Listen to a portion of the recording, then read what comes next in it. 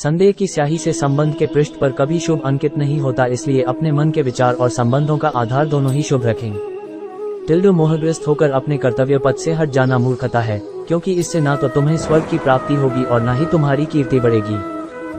इस भौतिक संसार का यह नियम है, जो वस्तु उत्पन्न होती है, कुछ काल तक रहती है, अंत में लुप्त हो जाती है, चाहे वे शरीर हो या फल हो।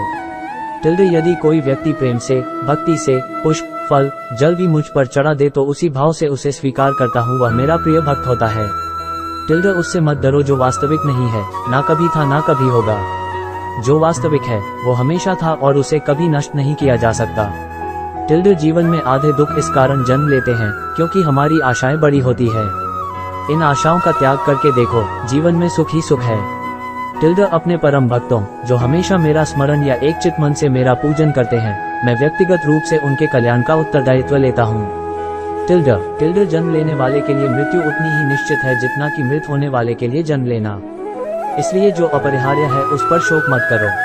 श्री कृष्ण ने कहा है, अगर तुम्हें किसी ने दुखी किया है तो बुरा मत मानना। लोग उसी पेड़ पर पत्थर मारते हैं जिस पेड़ पर ज्यादा मीठे फल होते हैं।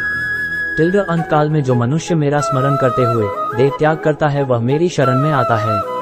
इसलिए मनुष्य को चाहिए कि अंत काल में मेरा चिंतन करें। ये सच बात है कि भूल करके इंसान कुछ सीखता है, परंतु इसका यह मतलब नहीं कि वह जीवन भर भूल करता रहे और कहे कि हम सीख रहे हैं। कृष्ण कहते हैं, इस जगत में मनुष्य भौतिक वस्तुओं का भोग कर सकता है। अगर वे चाहे तो सब कुछ छीन सकते हैं, मनुष्य कुछ भी नहीं कर सकता। स्वार्थ से रिश्ते बनाने की कितनी भी कोशिश करें वो कभी नहीं बनते हैं, और प्रेम से बने रिश्तों को कितना भी तोड़ने की कोशिश करें वो कभी नहीं टूटते।